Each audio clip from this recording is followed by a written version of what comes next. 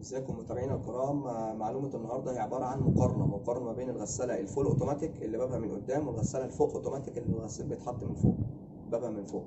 كتير قوي من العملاء لما بيجي يكلمني بيقول لي اجيب انهي غسالة، اللي فوق اوتوماتيك ولا الفول اوتوماتيك؟ انا عن نفسي ورأيي الخاص، وكل واحد طبعا ليه حريته الشخصية، انا عن نفسي الغسالة الفول اوتوماتيك فكرة تنظيفها ان الغسيل بيفضل طالع نازل وبيفضل يتقلب، لان الغسيل بيبقى قدام الحله طول ما هي بتلف شمال ويمين شمال ويمين، الغسيل بيفضل طالع نازل في الحله، فعمليه الاحتكاك بتكون اكتر، فبينضف اكتر، بيشطف اكتر، وبيطول الميه اكتر.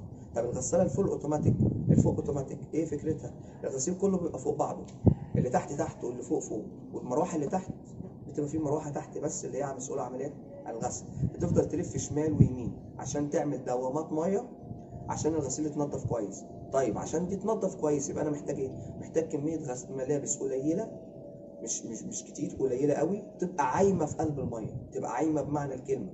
مش هحط كميه هدوم كتير وتفضل الميه ضغط الغسيل فوق بعضه زانق بعضه على الريشه اللي تحت، يفضل تلف شويه، تفضل تحك في الغسيل شمال ويمين، تمام، انما مش قادره تعمل دوامه الميه اللي هي بتخلي الغسيل يحتك في بعضه.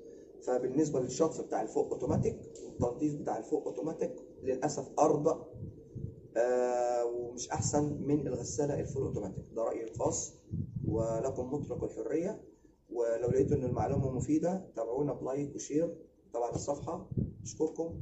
مركز زراعي الصالح، مهندس مجدي مكرم، 012 2 45 42 034. شكرا.